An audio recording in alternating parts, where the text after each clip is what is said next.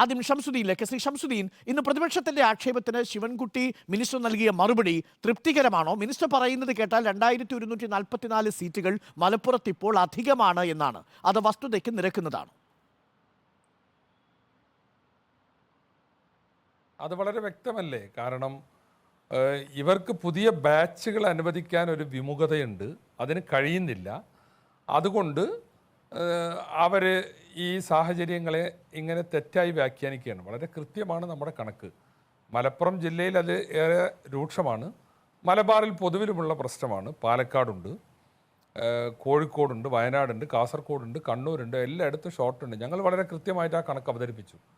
ഇതാണ് ഇതിലുള്ള കുറവ് എന്ന്. എന്നാൽ മന്ത്രി അങ്ങനെ കുറവില്ല എന്ന് പറയുകയും മാർജിനൽ ഇൻക്രീസ് കൊടുക്കുകയും ചെയ്തു. കുറവില്ലെങ്കിൽ പിന്നെ എന്തിനാണ് മാർജിനൽ ഇൻക്രീസ് കൊടുത്തത്? അതായത് 50 കുട്ടികൾ ഇരിക്കേണ്ട ക്ലാസ്സിൽ 15 കുട്ടികളെ കൂടി എക്സസ് ആയിട്ട് ചേർത്ത് 65 കുട്ടികൾ ഇരുന്നോട്ടെ എന്നതാണ് ഇപ്പോൾ ഗവൺമെൻറ്റിൻ്റെ നയം. അപ്പോൾ അത് കൊടുത്താൽ പോലും, ഞങ്ങൾ വളരെ കൃത്യമായ കണക്ക് അവതരിപ്പിച്ചു, അത് കൊടുത്താൽ പോലും ഈ പറയപ്പെടുന്ന ജില്ലകളിൽ വളരെ കൃത്യമാണ്.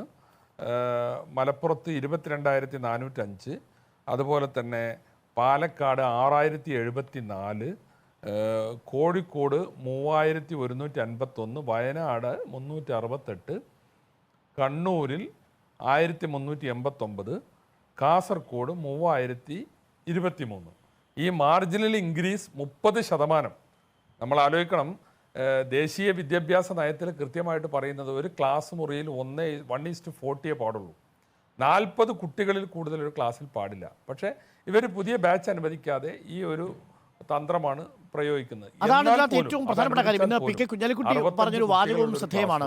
ഇതൊരു ആൾക്കൂട്ടത്തെയാണ് പഠിപ്പിക്കുന്നത് ക്ലാസ് മുറികളിൽ എന്നുള്ളതാണ്. ഞാൻ അതിലേക്ക് വരാം. അതിന് മുമ്പ് ശ്രീ എൻ ഷംസുദ്ദീൻ, ഇപ്പോൾ അങ്ങ് പറഞ്ഞ ഈ കണക്കുകൾ ഹയർ സെക്കൻഡറി ഗവൺമെൻറ് മെറിറ്റ് കോട്ടയിലുള്ള സീറ്റുകൾ മാത്രം ചേർത്തതാണെന്നാണ് ഞാൻ മനസ്സിലാക്കുന്നത്. എയ്ഡഡും സർക്കാരും അൺഎയ്ഡഡ് മേഖലയിലുള്ളതും മാനേജ്മെൻറ്റ് കോട്ടയിലുള്ള സീറ്റുകളും താങ്കൾ പരിഗണിച്ചിട്ടില്ല.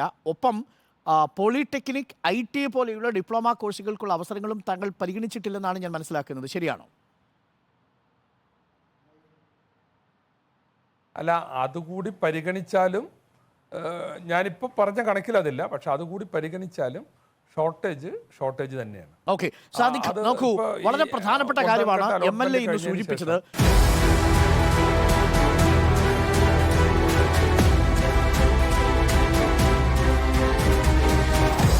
Debate with Arun Kumar.